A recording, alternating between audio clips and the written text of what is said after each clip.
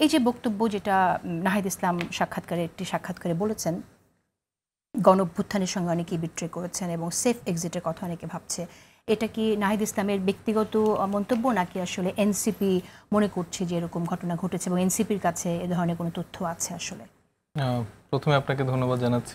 আপনাকে ধন্যবাদ, আপনি আজ প্রথমে যে আমার বিজ্ঞ যিনি সমালোচক আছেন এবং যারা আসলে টিভির পর্দায় দেখছেন বা পরে দেখবেন, আর সবাইকে শুভেচ্ছা জানাচ্ছি।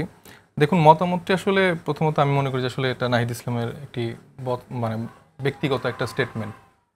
তো সেই জায়গা থেকে মানে আমাদের দলীয় যে পার্সপেক্টিভ, আমারও কিছুটা জায়গা আসলে মনে হয় যে আমাদের যেই উপদেষ্টা মণ্ডলীতে যারা আছেন তারা 5 তারিখের পরে যেই দায়িত্বশীল ভূমিকা পালন করার কথা ছিল, সেই ক্ষেত্রে আসলে মানে সেই আশা আকাঙ্ক্ষার বাস্তবায়নটা হয়নি। বরঞ্চ মানে লন্ডন থেকে প্রধান উপদেষ্টা ফেরার পর আমরা দেখেছি যে পুরোপুরি একটা নির্বাচনমুখী তাদের রোড ম্যাপটা তারা দিয়েছেন, যেখানে আসলে এই যে জুলাই সনদ বাস্তবায়নের জন্য কত একটা প্রতীক্ষার একটা অবসান হতে যাচ্ছে, সেটা এত দূর আসতে হলো এবং অলমোস্ট আমরা প্রায় 1 বছরের অতিরিক্ত সময় আমরা অতিবাহিত করেছি। বরঞ্চ এই সময়টার মধ্যে জুলাই সনদের বাস্তবায়নের রূপরেখার মাধ্যমে আমরা যদি কিছু বেসিক সংস্কারটা করে ফেলতে পারতাম, তাহলে কিন্তু আমাদের নির্বাচনটা যেন আরো সুষ্ঠু এবং সুন্দরভাবে হতে পারতো, সেই জায়গাগুলোও কিন্তু তৈরি হতো। বরঞ্চ এই জায়গাটাই এখনো আমরা কোনো সলিউশনের দিকে আসতে পারিনি। তারপরও আমি আশাবাদী হচ্ছি যে 15 তারিখে যেহেতু ডেট ঘোষণা হয়েছে ঐকমত্য কমিশন থেকে, গণভোটের ব্যাপারটা আমার মনে হচ্ছে এখন ঐকমত্য কমিশনের উপরই এখন ডিপেন্ড করছে, যেহেতু কিছু রাজনৈতিক দল চাচ্ছে আসলে নির্বাচনের আগে, আবার কিছু রাজনৈতিক দল চাচ্ছে এটা আসলে নির্বাচনের দিনই হোক। দুই পক্ষেরই আসলে যুক্তি আছে। তো সেই জায়গাটা থেকে এখন আমার মনে হয় যে আমরা তাদের উপরও কিছুটা ভরসা করতে চাই ঐকমত্য কমিশনের প্রতি, এবং আমরা চাই যে আসলে তারা যে সিদ্ধান্ত নেয় আমরা তাদের প্রতি ভরসা রাখতে চাই এবং আমরা আসলে মানে বিশ্বাস করতে চাই যে আসলে সেফ এক্সিটের যে ইস্যুটা আসলে সামনে এসছে, সেই জায়গা থেকে মানে এখনো তো আসলে সুযোগ আছে তাদের কাছে, তো সেই জায়গাটায় তারা আসলে সেই আশাটা যেন পূরণ করতে পারে, সেটা আমার মনে হয় যে সেটা উচিত।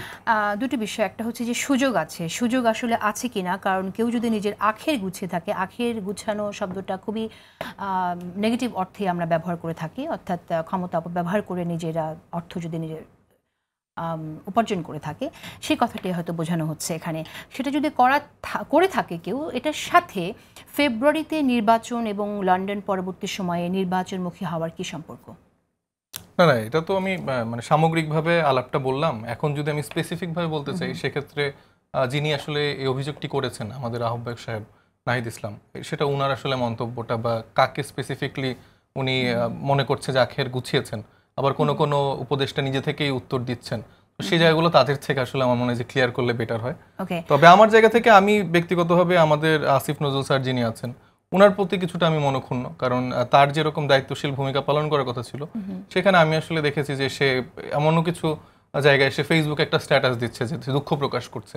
তো তার তো আসলে রেসপন্সিবিলিটির জায়গাটা ছিল যে সে আসলে নিজের দায়িত্বটা সেভাবে পালন করবে। এবং আপনারা জানেন গত 2 দিন আগেই আমাদের আরব আমিরাতে একজন প্রবাসী ভাই মারা গেছেন জেলে থাকা অবস্থায়, যেই মানুষগুলো কিন্তু আসলে জুলাই গণ অভ্যুত্থানের সময় সেখানে মিছিল করেছেন।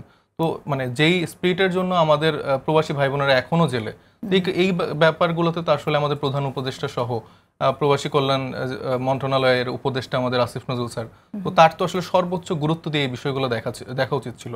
তো সেই জায়গায় আমরা দেখছি যে আসলে বিভিন্ন জায়গায় বিভিন্ন মানুষকে বসানো হচ্ছে, পদায়ন করা হচ্ছে, এবং সিরিয়াসলি যদি আরো একটু ডিটেলে বলা উচিত, সেটা হচ্ছে যে মানে নির্বাচন করতে তো শুধুমাত্র আসলে নির্বাচন কমিশনের ভূমিকার জায়গা না, আসলে সেখানে তো আপনার আরো অনেকগুলা কম্পোনেন্ট প্রয়োজন হয়। সেখানে স্থানীয় প্রশাসন, আপনার পুলিশ বা এই জায়গাগুলোতে আমরা দেখতে পেয়েছি যে স্পেশালি আমি আমার গ্রামের বাড়ি হচ্ছে সিরাজগঞ্জ, তো আমি অলরেডি দেখতে পাচ্ছি যে সেখানে যে সেট আপটা, এটা অলরেডি একটা মানে বড় রাজনৈতিক দলের প্রভাব বিস্তার সেখানে করতে পারছে। তাদের ডিসি অফিস বলেন বা বিভিন্ন জায়গায় আমরা দেখতে পাচ্ছি যে সেই রাজনৈতিক দলটির একটা আলাদা প্রভাব তারা ওখানে খাটাচ্ছে। শুধু একটি দলেরই রাজনৈতিক প্রভাব আপনি বলবেন? মোটা দাগে প্রধান যে রাজনৈতিক দলের কথাটা আপনি বুঝতে পারছেন কাদের কথা বলছি, বিএনপির কথা আসলে এক্স্যাক্টলি আমি বলছি। শুধু বিএনপি না, জামাতেরও কিছুটা প্রভাব কিছু জায়গা আছে। আসলে রাজনৈতিকভাবে তো তাদের সব জায়গায় তো আসলে ওই অ্যাকসেপ্টেন্সটা নেই, যেখানে আসলে তাদের প্রভাবের জায়গাটা ছিল বা সেই আসনগুলোর রাজনীতিতে তারা বিগত সময়ে জিতে এসছে বা তাদের ওইখানে ভোটার সংখ্যা বেশি, সেখানে তারা সেই প্রভাবটা বিস্তার করতে পারছে। কিন্তু মোটা দাগে বিএনপি ওভারঅল পুরো বাংলাদেশে দেখা যাচ্ছে যে এরকম একটা মানে সেট আপ তারা তৈরি করছে, যেটা মানে আমার কাছে মনে হচ্ছে যে কিছুটা আত্মঘাতী হবে বিএনপির জন্য। কারণ তারা তো 17 বছর ধরে এই সিস্টেমেটিক জায়গা থেকেই তো মানে সাফার করে এসছে। তো সেখানে যদি আবার তারা সেই সুযোগটা তারাও আসলে ওইভাবে নিতে চায়, হয়তো হইতে পারে এনসিপি একটা এখন তাদের সমান আসলে পারদর্শী ওরকম জায়গায় দলও না, বা জামাত হয়তো বা দেখাতে পারছে না, কিন্তু তার জায়গা উচিত ছিল দায়িত্বশীল ভূমিকাটা রেখে পুরো মানে সেটআপটা যদি আসলে নিরপেক্ষ রাখার ক্ষেত্রে তারা ভূমিকা রাখতো, সেক্ষেত্রে আমার মনে হয় যে এখানে সবাই লাভবান হতো। আচ্ছা, আমরা এই প্রসঙ্গে কথা বলবো। আপনি বলতে চাইছেন যে বিএনপি নিরপেক্ষ ভূমিকা রাখার ক্ষেত্রে প্রতিবন্ধকতা সৃষ্টি করছে, এরকমটাই আপনি বলতে চাইছেন। আমি ফিরবো সেই জায়গাতে, কিন্তু তার আগে আমি প্রথম যে প্রশ্নটি আপনার কাছে করেছিলাম সেখানে আমি আবার একটু ফিরে যেতে চাই। সেটা হচ্ছে এনসিপির পজিশন, এনসিপির কাছে যদি এরকম তথ্য নাও থাকে, এনসিপি একটি দল হিসেবে এরকম একটি তথ্য জানার পরে তাদের দাবি কি? অনেকে দাবি করছেন যে আসলে উপদেষ্টাদের মধ্যে কারা জড়িত হয়ে গেছেন এ ধরনের অপকর্মে এবং কারা আসলে সেফ এক্সিটের কথা ভাবছেন, সেই নামগুলো এখনই প্রকাশ করা হোক। হ্যাঁ, আমিও ব্যক্তিগতভাবে মনে করি যে আসলে নাম প্রকাশ করার আগে পিছিয়ে না করে ডিরেক্ট আসলে নামটা প্রকাশ করে দেওয়া উচিত।